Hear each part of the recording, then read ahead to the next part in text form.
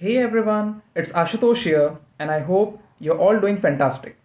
Welcome back to my channel, Medutainment, and today in this video, we are going to talk about the concave convex rule, or we can say convex concave rule, which is one of the most important topic as far as biomechanics, exercise therapy, and kinesiology is concerned. So I have recently uploaded and done with my liver video series, so you can surely check out that playlist, which consists of 6 parts. But before diving into this topic, if you're new on this channel, then please consider subscribing it and hit that notification bell so you never miss any latest updates from this channel. Video बहुत informative और interesting होने वाला है, तो video को skip किए बिना last तक ज़रूर देखना ताकि आपके सारे डाउट्स क्लियर हो जाएं और आपको किसी भी टाइप का कंफ्यूजन ना हो. So let's do not waste time and get started with the topic. तो आज हम इस वीडियो में बात करेंगे about the very important topic which is the concave convex rule, और हम उसको कॉन्वेक्स कॉन्केव रूल भी बोल सकते हैं. ओके, तो आज हम इस वीडियो में इस चीज़ के बारे में बात करने वाले हैं. ये बहुत इंपॉर्टेंट रूल है और इसमें हम देखेंगे कि ये रूल क्या होता है और ये कैसे अप्लाई होता है हमारे डिफरेंट जॉइंट्स में, और इसको हम किस तरीके से यूज़ करते हैं मैनुअल थेरेपी में और मोबिलाइजेशन में. तो इसके सारी चीज़ें देखेंगे, इसका इम्पॉर्टेंस, इसका एप्लीकेशन, और ये इसकी हिस्ट्री क्या है. Everything we are going to see in this concave convex rule. So stay tuned till the end. तो आज हम इस वीडियो में बात करेंगे about the concave convex rule, या फिर इसको बोल दो कॉन्वेक्स कॉन्केव रूल. ठीक है, one of the same thing, बस इसका यूसेज के ऊपर इसको बोल दिया जाता है कॉन्केव कॉन्वेक्स या फिर कॉन्वेक्स कॉन्केव, जो कि हम आगे पढ़ेंगे. बट उससे पहले हम एक ब्रीफ इंट्रो लेते हैं about the concave convex rule. तो जो कॉन्वेक्स कॉन्केव रूल है is a fundamental principle in joint biomechanics and manual therapy that describes how the shape of joint surfaces affects there movement. तो definitely joint surfaces के अपने कुछ shape होते हैं, उसके अकॉर्डिंग वो मूवमेंट करता है.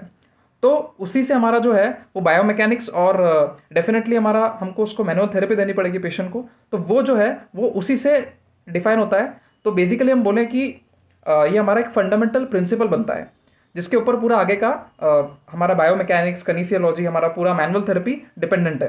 राइट. अगला जो पॉइंट है वो ये बोलता है, while the exact origins of the rule are not attributed to a single individual, it has evolved over time through the collective contributions of various researchers and practitioners in the field of orthopedics, physical therapy and kinesiology. तो जो हमारा movement science है, हमारा physiotherapy, physical therapy है, orthopaedics है, ऐसे बहुत सारे प्रैक्टिशनर्स आए, बहुत सारे रिसर्चर्स आए जिसने अपना अपना कंट्रीब्यूशन इस रूल में दिया है. तो इसका एग्जैक्ट ओरिजिन नहीं पता है, बिकॉज बहुत पहले से ही, जो हम बोलते हैं कि अर्ली 18th या 19th सेंचुरी से शुरू हो गया था ये सब चीज़ें. तो बहुत सारे रिसर्चर्स आए, बहुत सारे ऑस्टियोपैथ्स आए, उनने अपना अपना कंट्रीब्यूशन दिया इसमें और अपने अपने रूल स्टेट किए कि ऐसे हो सकता है या फिर ये हो सकता है. तो इसमें जो है सबने अपना अपना कंट्रीब्यूशन दिया कि इस रूल को आगे बढ़ाने के लिए अपने अपने जो है थॉट्स, आइडियाज़ रखे, नोशंस रखे, और इस तरीके से जो है ये कॉन्केव कॉन्वेक्स रूल जो है हमारा, ये रूल इवॉल्व हुआ. अब अगला जो है पॉइंट वो ये बोलता है, the study of joint mechanics dates back to ancient times, but it was in the 19th and the earlier 20th century that a more scientific approach began to take shape. तो ऐसा है, मैंने अभी recently बोला कि इसका ancient time से कहीं ना कहीं वो रूल चला आ रहा है. ठीक है, अलग अलग इंडिविजुअल्स ने अपना अपना जो है नोशन दिया है, इसके ऊपर आइडिया, थॉट प्रेजेंट किया है, बट इसका इवॉल्व हुआ है. और ये पिछले 19th और 20th सेंचुरी में ये काफ़ी इवॉल्व हुआ है और इसमें काफ़ी मॉडिफिकेशंस हुए हैं, जिसके चलते हम आज इस कॉन्केव कॉन्वेक्स रूल को इतना यूज़ करते हैं. So pioneers like Andrew Taylor Still, James Sirius, Freddie Kaltenborn, and Geoffrey Maitland made significant contributions to our understanding of joint movement. तो इन सब ने जो है अपना मेजर कंट्रीब्यूशन दिया in shaping this concave convex rule. तो ये रूल को शेप करने में इन सब ने काफ़ी अपना जो है वो कंट्रीब्यूशन दिया, जिसकी वजह से हम आज ये रूल पढ़ते हैं. So Freddie Kaltenborn in particular is credited with formalizing the convex-concave rule through his systematic approach to joint mobilization, and his teachings along with those of Geoffrey Maitland have become essential components of physical therapy education.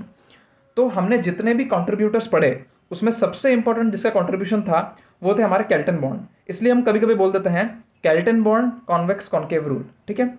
इसीलिए बोलते हैं क्योंकि Kelton bond का काफ़ी important role था इसमें, इस rule को शेप आउट करने में और इसको मॉडिफाई करके एक अच्छे तरीके से प्रेजेंट करने में।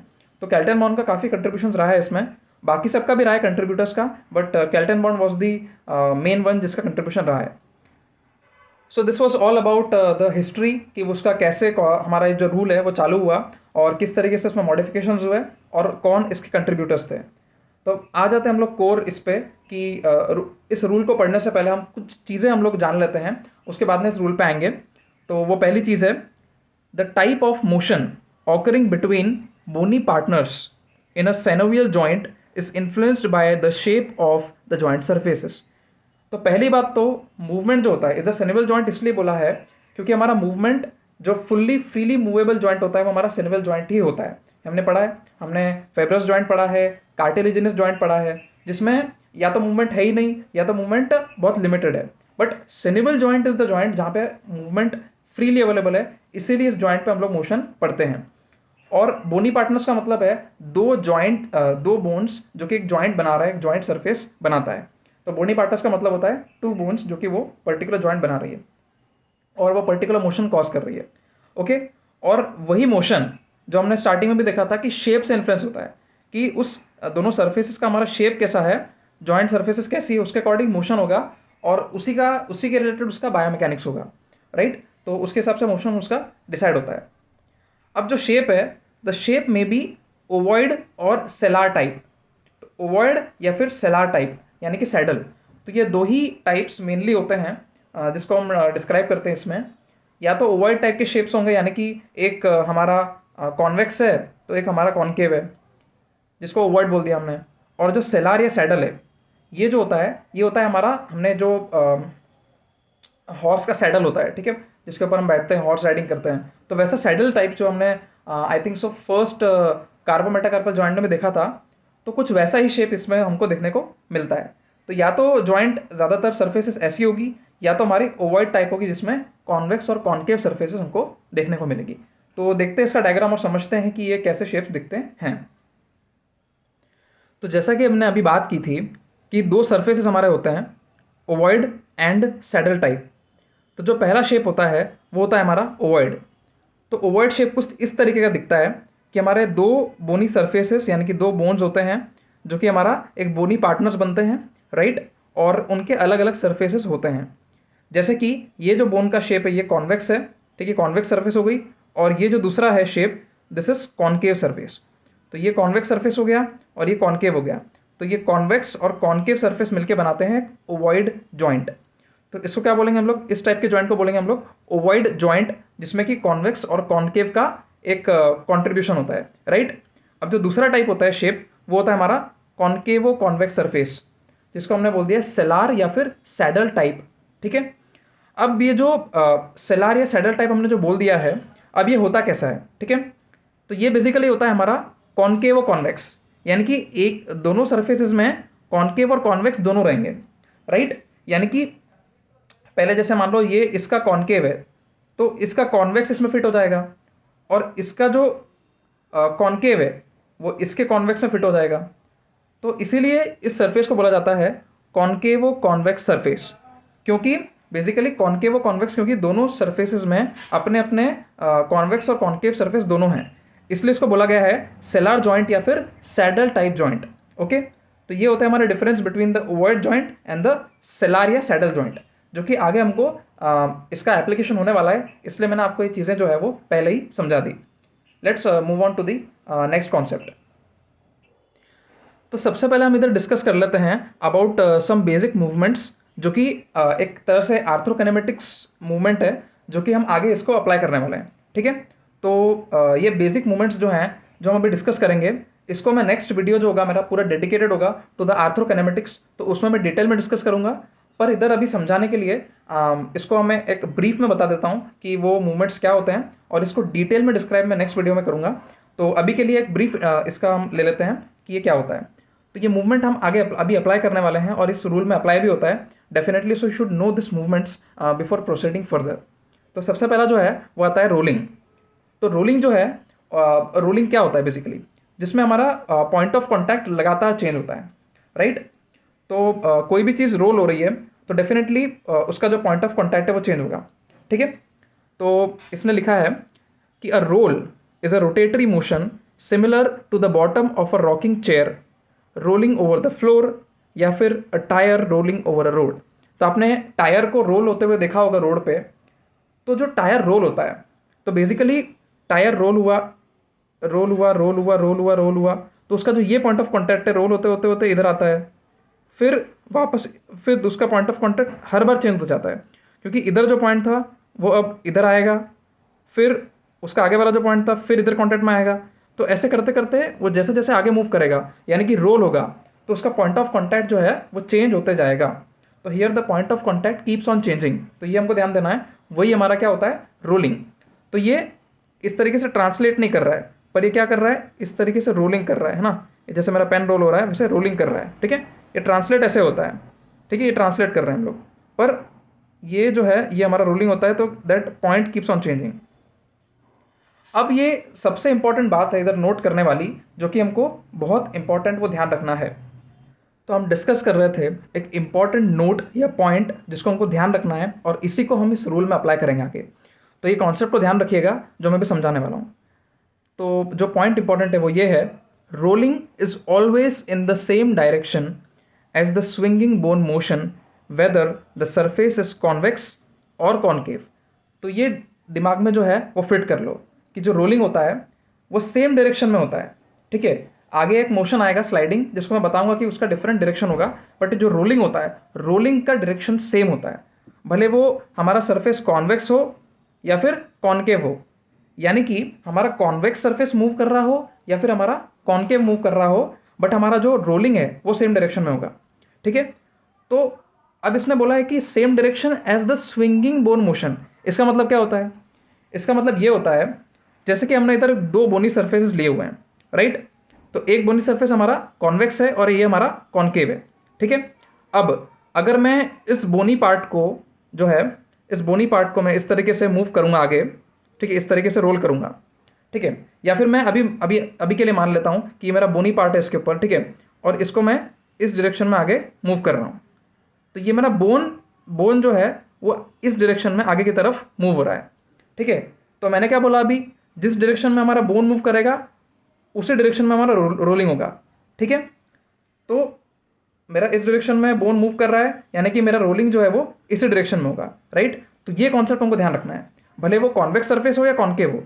जैसा कि इधर ये convex part moving on concave था, तो वो इस डायरेक्शन में रोल हो रहा है, तो वो डायरेक्शन भी इस तरीके से में रखा है, क्यों, क्योंकि ये जो हमारा बोन है वो बोन भी इसी डायरेक्शन में मूव कर रहा है, ठीक है। बोन भी जो है वो इसी डायरेक्शन में मूव कर रहा है, तो हमारा रोल भी इसी डायरेक्शन में रखा है, भले वो कॉन्वेक्स है। और हमारा जो ये कॉनकेव सरफेस है, ये कॉनकेव सरफेस मूव कर रहा है इस कॉन्वेक्स पार्ट पे, फिर भी वो उसी डायरेक्शन में रोल कर रहा है, क्योंकि हमारा जो बोन है वो इस डायरेक्शन में रोल कर रही है, मूव कर रही है। तो जिस डायरेक्शन में बोन मूव करेगी उस डायरेक्शन में हमारा रोलिंग होगा। तो इसमें concave part moving on convex, तो इसीलिए मैंने लिखा हुआ है कि same direction irrespective of being convex और कॉनकेव। हमको फर्क नहीं पड़ता है इसमें रोलिंग में कि सरफेस कैसी है, हमको ये ध्यान रखना है कि जिस डायरेक्शन में हमारा बोन मूव कर रही है उसी डायरेक्शन में हमारा रोलिंग होगा। जैसा कि हमने अगर एग्जांपल के तौर पे लिया कि अगर मैं फ्लेक्शन कर रहा हूँ, ठीक है, जैसे कि मान लो मेरा ये ग्लेनोह्यूमेरल जॉइंट है, ठीक है, तो ये मेरा कॉनकेव पार्ट है और ये मेरा कॉन्वेक्स पार्ट है, ठीक है। तो मैंने अगर ये मेरा बोन है, तो मैं ग्लेनोह्यूमेरल जॉइंट ह्यूमरस को मूव करूंगा इस डायरेक्शन में, ठीक है। तो मैं इस डायरेक्शन में मूव कर रहा हूँ, ठीक है। अब मान लो कि ये मेरा अबडक्शन है, ठीक है, मैं इस डायरेक्शन में इसको मूव कर रहा हूँ, ये मेरा अबडक्शन है। तो बोन का मूवमेंट किस तरफ है, इस डायरेक्शन में बोन का मूवमेंट, ठीक है। तो हमारा रोल क्या होगा, सुपीरियरली, ठीक है। रोल हमारा क्या होगा, रोल हमारा होगा सुपीरियरली। और हम देखेंगे कि जब भी कॉन्वेक्स कॉनकेव पार्ट पे मूव करता है, तो अगर रोलिंग सुपीरियरली हो रहा है तो हमारा ग्लाइडिंग या जिसको स्लाइडिंग बोलते हैं वो इन्फीरियरली होगा, ठीक है। तो फिलहाल के लिए समझिए कि मैंने जो है ये मूव किया था, तो मेरा बोन अपवर्ड मूव कर रही है, तो मेरा या सुपीरियरली मूव कर रही है, तो मेरा हमारा जो डायरेक्शन है रोलिंग का वो भी सेम ही होगा, अपवर्ड, ठीक है। तो तो अब आई होप समझ में आया होगा आपको कि रोलिंग का इतना इंपॉर्टेंट रोल क्यों है, और ये कॉन्सेप्ट जो मैंने बताया है ये भी आपको ध्यान रखना है, क्योंकि हम आगे इसको जो है definitely we will apply it.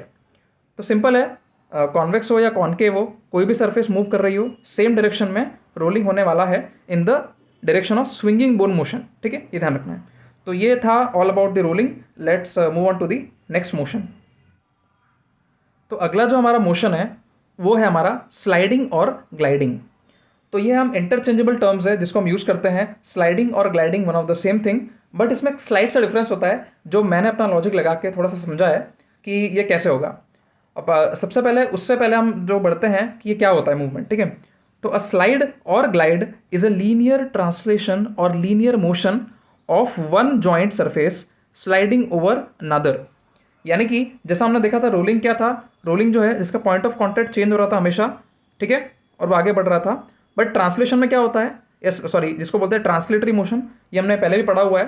ठीक है, तो स्लाइडिंग किस तरीके से होता है, ये मेरा कोई भी ऑब्जेक्ट है वो इस तरीके से मूव कर रहा है, बस इस तरीके से मूव कर रहा है। ठीक है, तो ये वाला पॉइंट उसका सेम है, बट नीचे वाला पॉइंट उसके साथ हमेशा चेंज हो रहे हैं ग्राउंड के साथ। तो पहले ये कॉन्टैक्ट में आया, फिर ये वाला कॉन्टैक्ट में आया, फिर ये वाला कॉन्टैक्ट में आया, फिर ये वाला कॉन्टैक्ट में आया।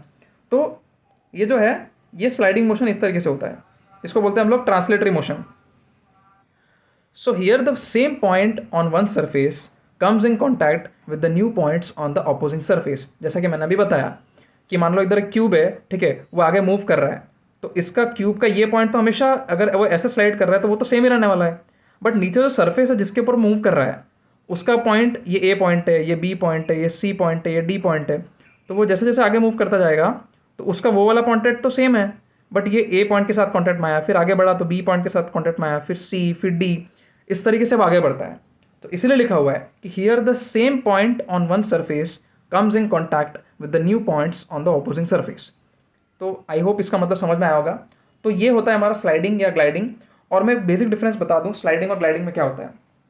स्लाइडिंग यूजुअली क्या होता है, तो जॉइंट मूव कर रहा है और उनके आपस में जो ये मूवमेंट हो रहा है, ठीक है, ये मोशन हो रहा है, उसको हम स्लाइडिंग बोल देते हैं। ठीक है, और जो थेरेपिस्ट जब एक जो है मोबिलाइजेशन करता है यूजुअली, तब जो वो मोबिलाइज कर रहा है जॉइंट को, ठीक है, तो वो जिस डायरेक्शन में उसको मूव कर रहा है तो उसको हम लोग बोलते थे ग्लाइड। ठीक है, हम बोलते हैं ना कि थेरेपिस्ट इसको एंटीरियर ग्लाइड दे रहा है या पोस्टीरियर ग्लाइड दे रहा है या इन्फीरियर दे रहा है, सुपीरियर दे रहा है, जो भी है। तो वो जो ग्लाइडिंग दे रहा है हम उसको ग्लाइडिंग बोलते हैं। हम ऐसा नहीं बोलते कि थेरेपिस्ट उसको स्लाइडिंग दे रहा है। ठीक है, हम बोलते हैं ना यूजुअली कि therapist is giving a different glides to the particular patient in particular condition. ठीक है, ओके। तो जैसे कि हमने बोला कि किसी का फ्रोजन शोल्डर है, उसका अबडक्शन रिस्ट्रिक्टेड है, तो अगर हम इन्फीरियर ग्लाइड दे रहे हैं तो हम ऐसा बोलते हैं ना कि the therapist is giving inferior glide to increase the abduction of the particular patient. ठीक है, तो इसीलिए आई होप स्लाइडिंग और ग्लाइडिंग के बीच में एक बेसिक डिफरेंस आपको समझ में आया होगा जहाँ तक कि मैंने समझा है। बाकी ये इंटरचेंजेबल टर्म्स है, हम इसको इंटरचेंजेबल यूज कर सकते हैं। Okay, so the point two note over here in this sliding motion is, पहला जो पॉइंट है जैसा कि हमने रोलिंग मोशन में भी देखा, तो इधर भी एक हम जो है इंपॉर्टेंट पॉइंट देखेंगे। वो पॉइंट है, so if the moving joint surface is convex then the sliding is in opposite direction of the angular movement of the bone. तो अब इस पॉइंट का मतलब क्या होता है, लेट्स अंडरस्टैंड।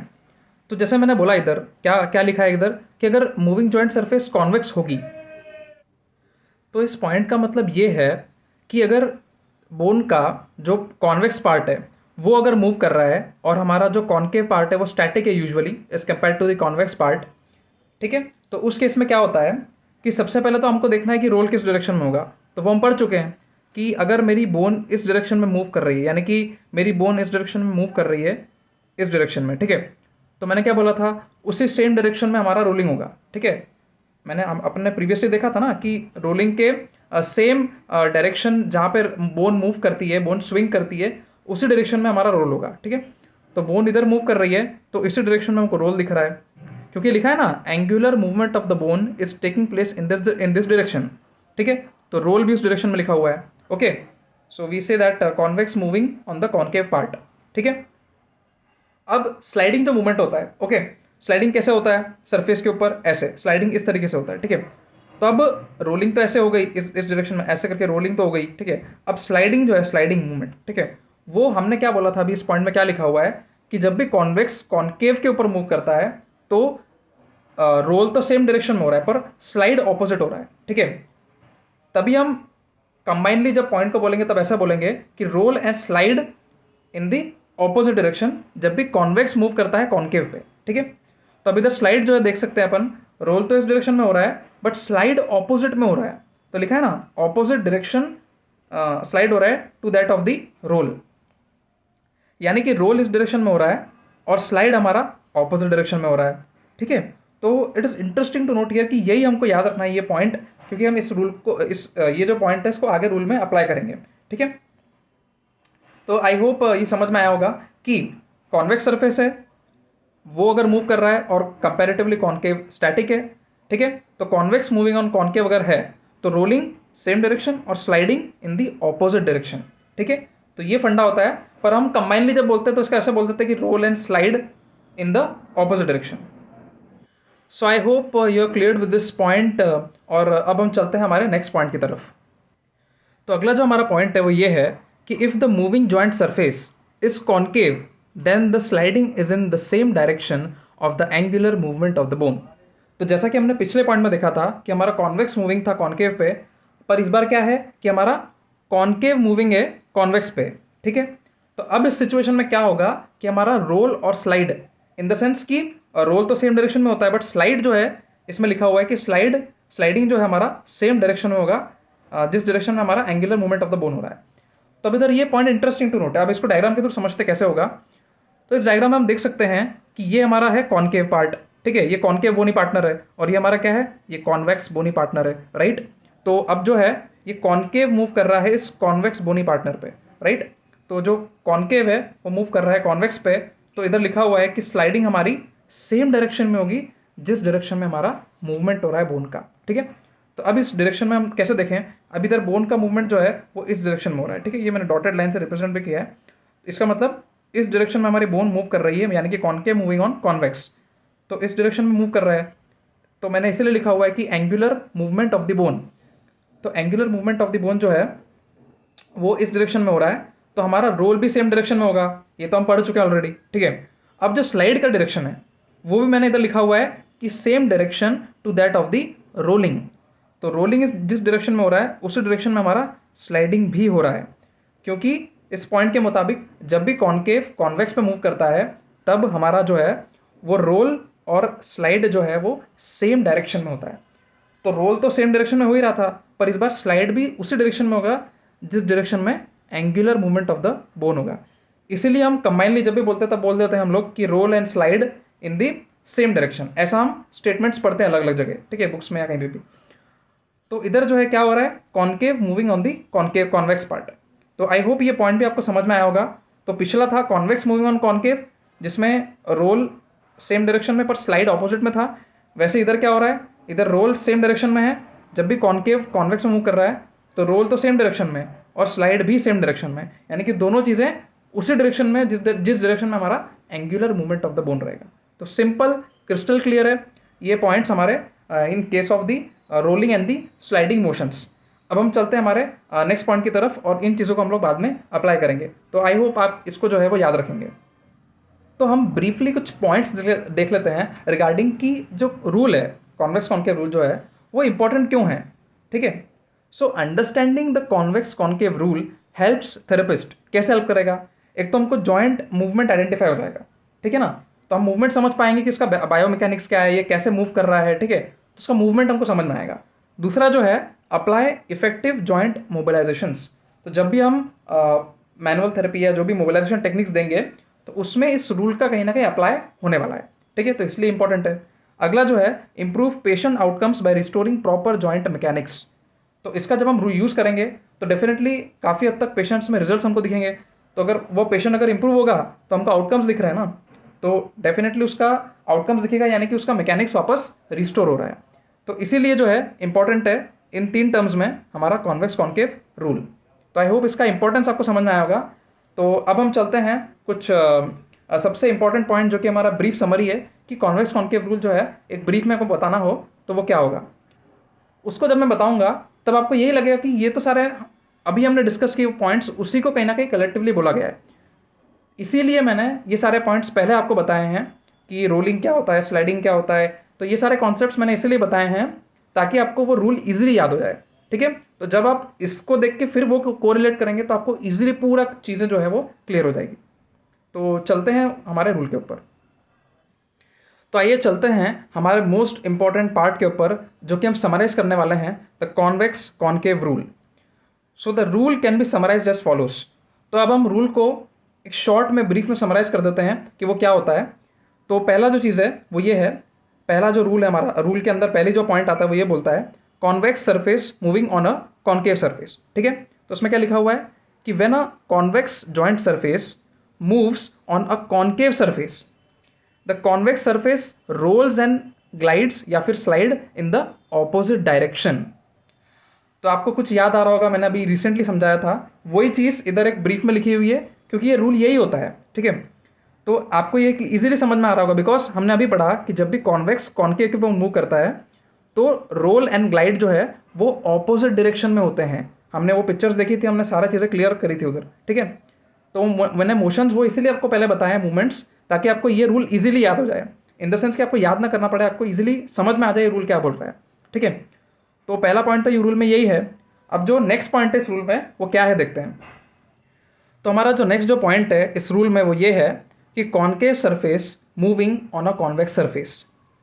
तो इस पॉइंट में क्या लिखा हुआ है देखते हैं। When a concave joint surface moves on a convex surface, then the convex concave surface roll and glide या slide in the same direction. तो मैंने अभी रिसेंटली यही बोला था, ठीक है, कि जब भी कॉन्केव कॉन्वेक्स पे मूव करेगा तो हमारा रोल और स्लाइड उसी डायरेक्शन में होगा जिस डायरेक्शन में हमारा angular movement of the bone है। याद आया कुछ पॉइंट, ये मैंने अभी रिसेंटली डिस्कस किया। वही हमारा सेकंड पॉइंट बन जाता है कि जब कॉन्केव कॉन्वेक्स में मूव करता है। तो आपको ये लग रहा होगा कि जो कॉन्वेक्स कॉन्केव रूल है उसमें जो पॉइंट्स है वो दो पार्ट में डिवाइडेड है, एक तो कॉन्वेक्स मूविंग ऑन कॉन्केव और एक कॉन्केव मूविंग ऑन कॉन्वेक्स। तो ये दोनों जो है ये जो हमारे रूल्स इधर लग रहे हैं या फिर जो भी कॉन्सेप्ट है, ये तो मैं आपको पहले क्लियर कर चुका हूँ। उसको कंसाइज वे में लिखा हुआ है, जो कि मैंने आपको पहले बताते हुए बोला था कि इसमें ये लिख देते हैं कि रोल एंड ग्लाइड या roll and slide in the opposite direction. इनने साथ में बोल दिया। अपन ने क्या बोला था कि रोलिंग हमेशा सेम डायरेक्शन में होती है और ग्लाइड या स्लाइड जो है वो ऑपोजिट या तो फिर सेम डायरेक्शन में होगा, ठीक है। ऐसा ऐसा सिनेरियो होता है। पर आपको लिखते वक्त तो यही बोलना पड़ेगा कि हमारा रोल एंड स्लाइड या तो सेम में हो रहा है या तो फिर ऑपोजिट डायरेक्शन में हो रहा है।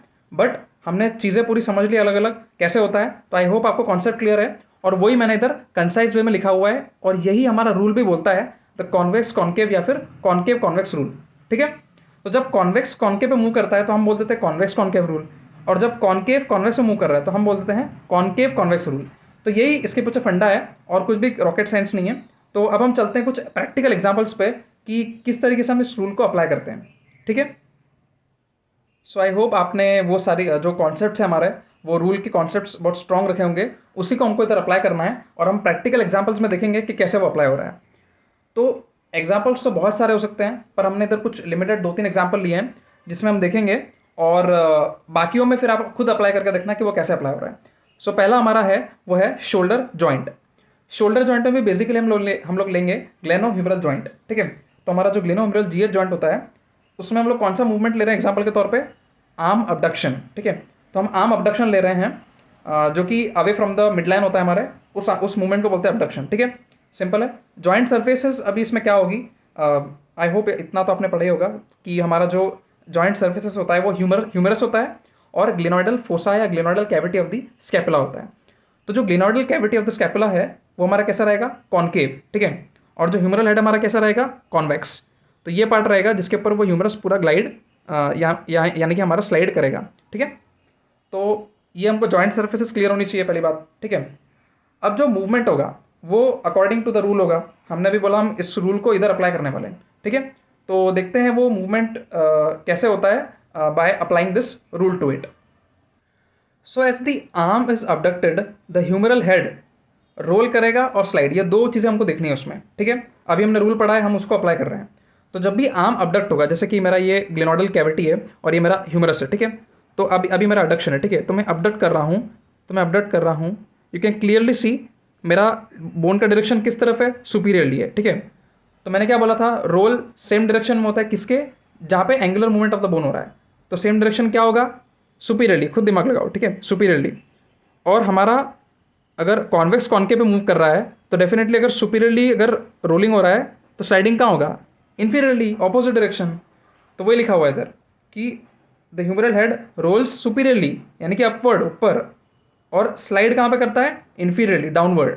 ठीक है, आप खुद इमेजिन कीजिए, और जो मैंने एग्जांपल बताया अभी उसको कोरिलेट कीजिए कि ह्यूमरस ऊपर मूव कर रहा है तो रोल अप डायरेक्शन में हो रहा है, और कॉन्वेक्स मूविंग ऑन कॉन्केव तो स्लाइड कहाँ होगा, इन्फीरियरली, ऑपोजिट डायरेक्शन। सिंपल है, क्योंकि convex moving on a concave part. तो वही मैंने फंडा लगाया हुआ है और वो इस एग्जाम्पल में जो है वो शो हो रहा है। तो ये एग्जाम्पल डिपिक्ट करता है कि कैसे रूल इसमें अप्लाई हो रहा है। तो आप भी इसको करके देखिए, आपको भी सारी चीज़ें क्लियर हो जाएगी। अब चलते हैं हमारे नेक्स्ट एग्जाम्पल की तरफ। तो अगला जो एग्जाम्पल है हमारा वो है हमारा नी जॉइंट। और नी जॉइंट में भी स्पेसिफिकली कौन सा, टिबियो फेमोरल जॉइंट, यानी कि टिबिया और फीमर का जो आर्टिकुलेशन होता है उसके बारे में बात कर रहे हैं, जो कि मोस्ट कॉमनली देखने को मिलता है। अब ये लोअर लिम्ब का है, ठीक है। तो इसमें दो पोजिशंस बेसिकली देखने को मिलेगी हमको, एक होती है नॉन वेट बेयरिंग और एक होती है वेट बेयरिंग, ठीक है। तो सबसे पहले देखते हैं हम लोग नॉन वेट बेयरिंग पोजिशन, ठीक है, जो कि जिसको बोलते हैं हम लोग ओपन चेन। तो इसमें बेसिकली मूवमेंट हम कौन सा ले रहे हैं, नी एक्सटेंशन, ठीक है। तो नी एक्सटेंशन वाला मूवमेंट हम ले रहे हैं, जिसमें कि हमारा जॉइंट सरफेस जो है वो हमारे फीमोरल कॉन्डाइल और हमारे टिबियल प्लेटूज है, ठीक है, दो सरफेसेस। और इतना तो हमने पढ़ा ही है जॉइंट्स में कि हमारा जो फीमोरल कॉन्डाइल्स है वो कैसे रहेंगे, कॉन्वेक्स, और जो टिबियल प्लेटूज है वो कैसे रहेंगे, प्लेट लाइक, यानी कि सॉसर जैसे, कॉनकेव, ठीक है। तो इधर कॉन्वेक्स और कॉनकेव हमको जॉइंट सरफेसेस क्लियर है। अब अगर हम इमेजिन करें कि हमारा नी एक्सटेंशन हो रहा है, ठीक है, वो भी किस में, वो भी हमारा नॉन वेट बियरिंग यानी कि ओपन चेन में। Supposingly if you are sitting on a table, high sitting में आप बैठे हो, ठीक है, आपने इधर से हमारे लेग जो है वो हैंग करके रखे हैं, ठीक है, इस तरीके से, ठीक है, आप ये बैठे हो ऐसे, इस तरीके से बैठे हो, ठीक है। अब ये हमारा नी जॉइंट है, ठीक है, ये हमारा नी जॉइंट है, ठीक है। तो ये हमारा नी जॉइंट है। अब जैसे मैं एक्सटेंशन करता हूँ, ठीक है, ये मैं एक्सटेंशन कर रहा हूँ ओपन चेन में, ठीक है। तो क्या हो रहा है, ये ओपन चेन में मैं एक्सटेंशन कर रहा हूँ, मेरा फीमोरल कॉन्डाइल्स मूव नहीं कर रहे हैं, ठीक है। क्या क्या मूव कर रहे हैं, टिबियल प्लेटूस। तो टिबियल प्लेटूस क्या है, कॉनकेव। तो ये क्या हो गया, कॉनकेव मूविंग ऑन कॉन्वेक्स। ये क्या हो गया, कॉनकेव मूविंग ऑन कॉन्वेक्स। तो जब अब कॉनकेव कॉन्वेक्स पे मूव करता है तब क्या होता है, सेम डायरेक्शन, ठीक है।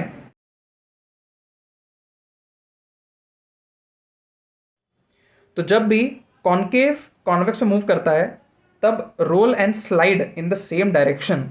तो वही लिखा हुआ है कि अगर अगर अकॉर्डिंग टू द रूल लगाए हम लोग, तो as the knee extends the femoral condyles on which the tibial plateaus move कर रहे हैं, तो वो रोल करेंगे एंटीरियरली। क्यों, क्योंकि मैंने अभी बताया, ठीक है, कि ये जो है वो एंटीरियरली इस तरीके से जा रहा है, आगे की तरफ मूव कर रहा है ना। देखो इनी जॉइंट है, ये हमारा टिबिया है, ठीक है।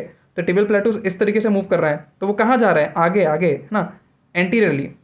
तो वो एंटीरियरली जा रहे हैं या फॉरवर्ड जा रहे हैं, ठीक है। तो रोल हमारा क्या हो गया, फॉरवर्ड, एंटीरियरली। क्यों, क्योंकि उधर angular movement of the bone हो रहा है, जो कि हमने पहले भी बोल चुका हूँ मैं कितनी बार। तो रोल इधर हो रहा है तो स्लाइड भी सेम डायरेक्शन में होगा। क्यों, क्योंकि हमारा definitely concave moving on convex वाला पार्ट है, ठीक है। क्योंकि definitely concave on convex move कर रहा है तो हमारा रोल और स्लाइड सेम डायरेक्शन में होगा, यानी कि एंटीरियरली और फॉरवर्ड। आप खुद करके देखिए, आप वो मूवमेंट को खुद फील कीजिए, you will definitely get it to it. मैं क्या बोल रहा हूँ, बस रूल को सही तरीके से लगाइएगा जो मैंने पहले आपको क्लियरली बताया, ठीक है। अब अगर मैं उसको ले लूँ वेट बेयरिंग पोजिशन, यानी कि close chain kinematics, close chain.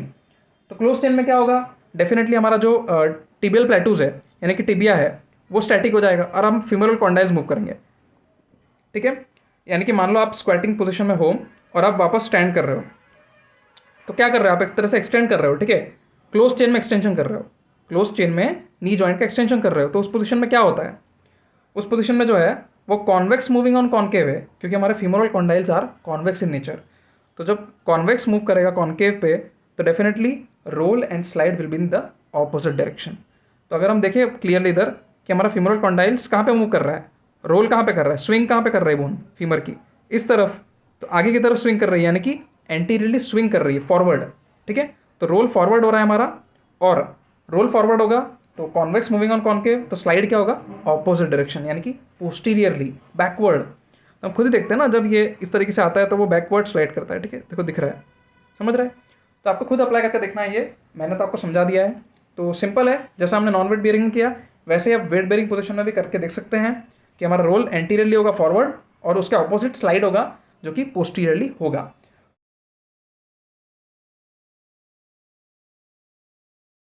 तो हमको जब भी लोअर लिम्ब के जॉइंट्स में जाएं हम, तो ये ध्यान रखें कि उसमें वेट बियरिंग या फिर नॉन वेट बियरिंग पोजीशंस होती है, जिसको हम क्लोज चेन या ओपन चेन बोलते हैं। तो उसका ध्यान रखना है, उसके अकॉर्डिंग कॉन्वेक्स कॉनकेव रूल लगेगा। ठीक है, तो ऐसा नहीं कि नी जॉइंट में या फिर एंकल जॉइंट या उनमें एक ही जैसा लगेगा। ठीक है, बिकॉज वेट बियरिंग पोजीशन होती है और नॉन वेट बियरिंग भी होती है। ठीक है, अपर लिम्ब में कोई दिक्कत नहीं होगी, आपको लोअर लिम्ब में ध्यान रखना पड़ेगा, बिकॉज उसमें NWB नॉन वेट बियरिंग और वेट बियरिंग दोनों पोजीशंस होती है, तो वो आपको कंफ्यूज करेगी। तो मैंने जैसे इधर एग्जांपल बताया वैसे आप अप्लाई कीजिएगा, तब आपको समझ में आएगा कि कॉनकेव कॉन्वेक्स पे कर रहा है कि कॉन्वेक्स कॉनकेव पे कर रहा है। तो इधर आप देख सकते हैं कि एक ही जॉइंट में हमने दो चीज़ें देख ली है ना, कि कॉनकेव कॉन्वेक्स पे मूव कर रहा है और कॉन्वेक्स कॉनकेव पे मूव कर रहा है। तो एक ही जॉइंट में दो चीज़ें हैं, इसलिए मैं बोल रहा हूँ आपको स्पेसिफिकली केयरफुली देखिए कि कौन सी पोजीशन है, non weight bearing weight bearing, और उसके अकॉर्डिंगली रूल लगाइए। तो आई होप आपको आगे के दो एग्जाम्पल समझ में आए होंगे। और अब हमारा जो अगला एग्जाम्पल है वो है हमारा एंकल जॉइंट। और एंकल जॉइंट में स्पेसिफिकली क्या ले रहे हैं हम लोग, डेफिनेटली एंकल जॉइंट, तो एंकल जॉइंट है टैलोक्रूरल जॉइंट। ठीक है, तो टैलोक्रूरल जॉइंट हम ले रहे हैं, तो डेफिनेटली इधर जो है हम एक पोजीशन ले रहे हैं जो कि हमारा होता है नॉन वेट बेयरिंग पोजीशन या फिर ओपन चेन। ठीक है, तो ओपन चेन में क्या होने वाला है इधर, सबसे पहले देखते हैं। तो हम मूवमेंट ले रहे हैं डॉर्सिफ्लेक्शन। डॉर्सिफ्लेक्शन मतलब जब हमारा फुट जो है वो इस तरीके से डॉर्सिफ्लेक्स करता है, यानी कि हमारे लेग की तरफ आता है। ओके, अवे नहीं जाता, लेग की तरफ आता है, तो मूवमेंट हो गया डॉर्सिफ्लेक्शन। ओके, अब जॉइंट सरफेस जो है इधर टेलस और टिबिया, डेफिनेटली टेलस और टिबिया आर्टिकुलेट करती है ना, इसमें फिबुला का कोई रोल नहीं रहता है, टेलस और टिबिया आर्टिकुलेट करती है, जॉइंट सरफेस हमको पता होना चाहिए।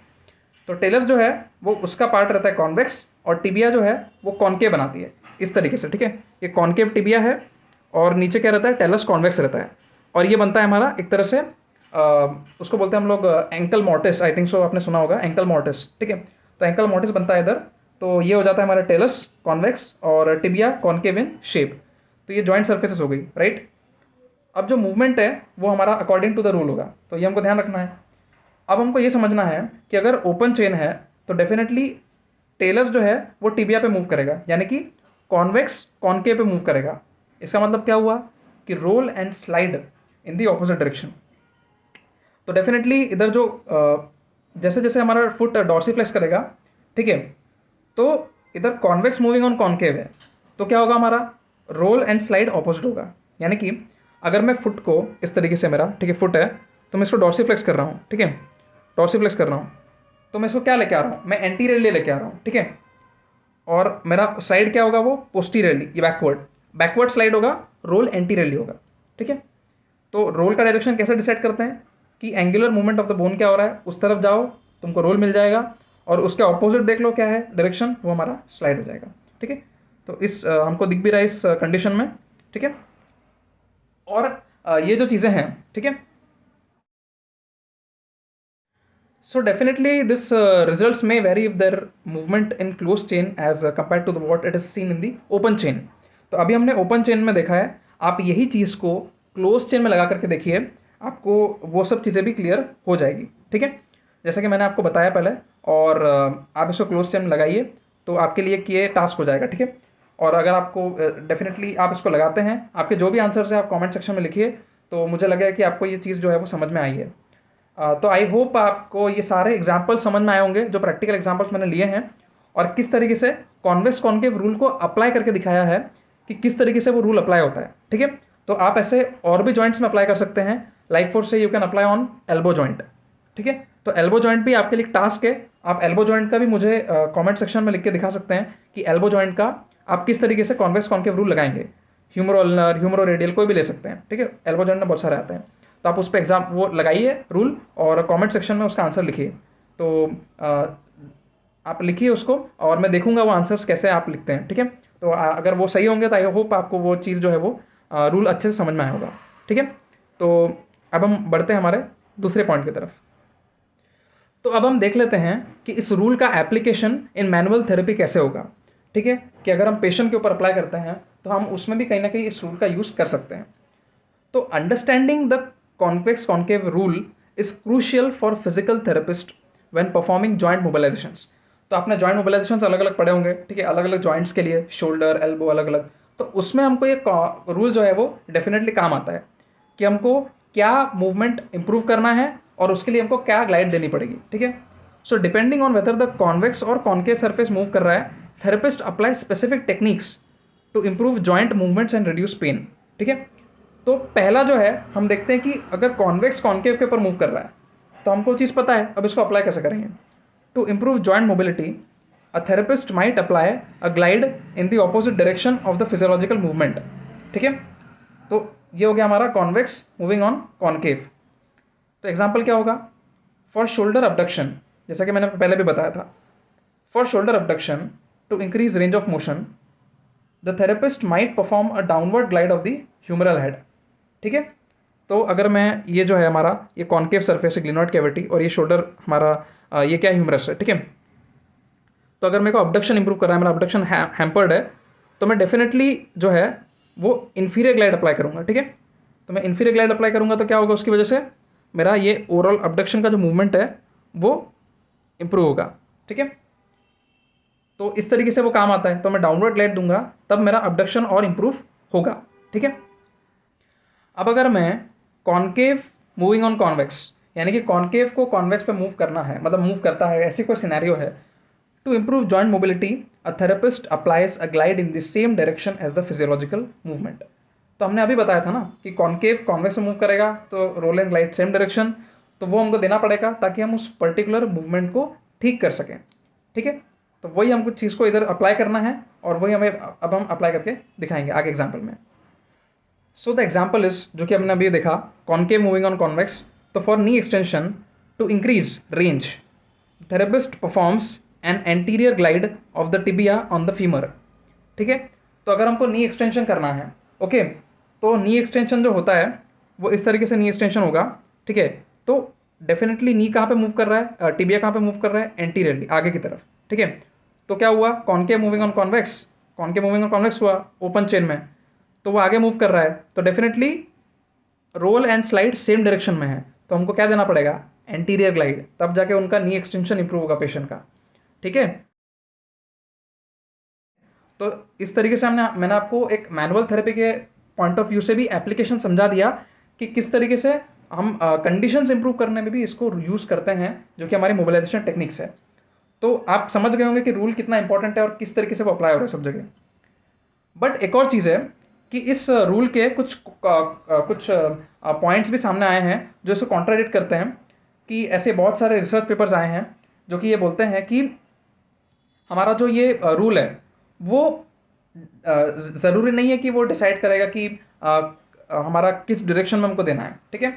तो ये कैसे मूव करता है, क्या होता है, तो ऐसे रिसर्च पेपर्स जो है इसको चैलेंज भी करते हैं कि ये रूल ज़रूरी नहीं है हमेशा अप्लाई होता है, क्योंकि ऐसा रिसर्चर्स में देखा गया है कि दो पार्ट्स में लोगों को डिवाइड किया है और उनको जो है जो ग्लाइड रूल के अकॉर्डिंग देनी चाहिए और जो ग्लाइड रूल के अकॉर्डिंग के बिल्कुल अपोजिट है, उन दोनों ग्लाइड्स को दिया गया और ये देखा गया कि पेशेंट्स में क्या इंप्रूवमेंट आता है।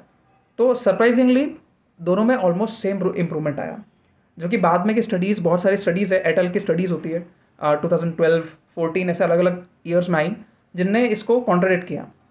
बट ये रूल है तो हमको पढ़ना तो है ही, और ऐसा नहीं है ये रूल अप्लाई नहीं होता है, डेफिनेटली इसका कुछ सिग्निफिकेंस है तभी इसको बनाया गया। बट कुछ स्टडीज़ है जो इसको कॉन्ट्राडिक्ट भी करती है और ये बोलती है कि हमको पेशेंट की कंडीशन को देखना है और उसको असेस करके उसके अकॉर्डिंगली हमको देखना है कि उसको क्या देना चाहिए, कौन सी ग्लाइड देनी चाहिए और कौन सी और बेनिफिशियल है, और हम उसको रिसर्च के थ्रू और चीज़ें अप्लाई करके देखें कि इसको किस तरीके से और बेटर बना सकते हैं, ठीक है। तो ये कुछ रिसर्चेस थी जो ऐसा कॉन्ट्राडिक्ट करती है, तो I will try to link down the research papers in the description box. तो आप देख सकते हैं कि कैसे वो ये रिसर्च पेपर्स में ऐसा बोला गया कि ऐसा भी होता है। उनने पूरी तरीके से इसको डिनाई नहीं किया है बट ऐसा कॉन्ट्राडिक्ट किया है कि पूरी तरीके से डायरेक्शंस को देखने के लिए कि मोबिलाइजेशन किस तरह से करना है, कैसे करना है, उसमें ज़्यादातर यूज़ नहीं आनी चाहिए, ऐसा भी कॉन्ट्राडिक्ट किया है। But as a rule it is very important and you can definitely apply to treat the patients, no doubt. तो मैंने सारी चीज़ें जो है related to this whole thing मैंने कवर की है। So let's see the summary क्या है कि the convex concave rule helps the clinicians understand and predict joint movements क्या है and apply appropriate mobilisation techniques, कि कौन सी मोबिलाइजेशन टेक्निक देनी है, कौन सी ग्लाइड्स देनी है, वो सब चीज़ें। And by considering the shapes of the articulating surface जो हमने शुरुआत में देखा था, and their movements, therapist can effectively treat joint dysfunction and enhance mobility. तो इस तरीके से जो है एक समरी है पूरे पूरे रूल की, और ये बताता है कि किस तरीके से उसका यूसेज है और कैसे हम पेशेंट्स की कंडीशन को इम्प्रूव कर सकते हैं और वो कैसे डिस्फंक्शंस को ट्रीट कर सकते हैं और मोबिलिटी को एनहांस कर सकते हैं। ठीक है, तो I have tried my best to cover all the things regarding the convex concave rule, वो क्या होता है और उसका एंशियंट हिस्ट्री क्या है, वो कैसे शुरू हुआ और किन कॉन्ट्रीब्यूटर्स का उसका कॉन्ट्रीब्यूशन था। ठीक है, जिसकी वजह से ये रूल बन पाया और इतना मॉडिफिकेशन और इतना अच्छा बन पाया। ठीक है, जिसको हम आज तक यूज़ करते हैं अलग अलग टेक्निक्स में, स्पेसिफिकली द मोबिलाइजेशन टेक्निक्स। फिर हमने देखा कि इसका रूल एक्चुअली क्या है, रोलिंग और स्लाइडिंग या ग्लाइडिंग मोशंस क्या होते हैं, उनका कैसे एप्लीकेशन है इस रूल में। और फिर हमने ब्रीफली ये पूरे रूल को देखा कि वो रूल क्या होता है, कैसे होता है, और हमने ये समझा कि वो तो मैंने जो पहले पढ़ाया था वही चीज़ों का एप्लीकेशन है उस रूल में, तो उसी को मिक्स करके लिखा हुआ है रूल में। ठीक है, और कुछ नहीं है। तो अगर वो मोशन और वो सारी चीज़ें समझ गए, मूवमेंट्स, तो रूल तो अपने आप ही समझ में आ जाएगा। इसके बाद हमने प्रैक्टिकल एग्जाम्पल देखे कि वो उस रूल को किस तरीके से उस प्रैक्टिकल एग्जाम्पल्स में अप्लाई करना है। और मैंने आपको ये भी बोला कि वो कुछ अलग अलग जॉइंट्स है, स्पेसिफिकली एल्बो जॉइंट, उसको आप कमेंट में लिखिए, आपको समझ में आता है definitely you can comment down कि उसका आंसर क्या होगा। ठीक है, तो वो एल्बो जॉइंट के बारे में लिखिए कि उसको कॉन्वेक्स कॉन्केव रूल्स में कैसे अप्लाई आप कर सकते हैं। ठीक है, तो मैंने प्रैक्टिकल एग्जाम्पल्स आपको बताए सारे, जितने पॉसिबल हो पाएंगे उतने बताए। और उसके बाद हमने देखा कि इसका मैनुअल थेरेपी में एप्लीकेशन कैसे है, कैसे हम इसको मोबिलाइजेशन में और चीज़ें ट्रीट करने में इसको यूज़ करते हैं, जिसको हम बोलते हैं ये कॉन्वेक्स कॉन्केव रूल। तो I have tried my best, मैंने सारी चीज़ें इसमें कवर की है जो भी हो सकती थी इस रूल के रिलेटेड। तो आई डोंट थिंक इतना डिटेल में आपको कोई बताएगा कि ये कैसे रूल अप्लाई होता है, क्या इसका एप्लीकेशन है, क्या इसके एग्जाम्पल्स हैं और किस तरीके से इसको बारीकी से अप्लाई करते हैं और क्या इसमें बेसिक पॉइंट्स है जो आपको ध्यान रखना है। तो अगर आपने ये वीडियो को अच्छे से देखा है तो आई एम डैम श्योर आप ये रूल समझ गए होंगे और आपको कोई भी दिक्कत नहीं होगी आगे समझने की, और याद करने की आपको ज़रूरत नहीं है बिकॉज आपको ऑलरेडी समझ में आ चुका है रूल। ठीक है, तो thank you guys for sticking so long in this video. So I hope you're cleared with all your queries regarding this video on convex concave rule. And if it is so, then please do give it a big thumbs up and consider sharing it with your friends and colleagues. If you haven't subscribed to my channel yet, then you're missing out one of the best contents on YouTube. So go now and smash that red button. You can also follow me on various social media handles, links given in the description box. And feel free to drop down your comments regarding your experience with this video. So see you guys in the next video जो कि होने वाला है arthrokinematics पे। तो I will try to make video on that ताकि आपको आर्थ्रोकाइनेमेटिक जो मोशंस हैं जो कि मैंने इसमें भी बताए हैं उसका और डिटेल एप्लीकेशन समझ में आए कि आर्थ्रोकाइनेमेटिक स्पेसिफिक उसके ऊपर पूरा डिटेल वीडियो होगा कि उसमें क्या क्या मोशंस होते हैं और क्या क्या हमको ध्यान रखना चाहिए बायोमैकेनिक्स में लिखते वक्त, और वो सारी चीज़ें मैं उस वीडियो में कवर करूँगा। तो अगर आपको कुछ कॉन्वेक्स कॉन्केव रूल में कुछ डाउट भी आता है तो definitely you can go and watch that video arthrokinematics जो कि मैं बनाने वाला हूँ। So see you guys in the next video of arthrokinematics. Till then keep learning, keep exploring and take care. This is Ashutosh here, signing off.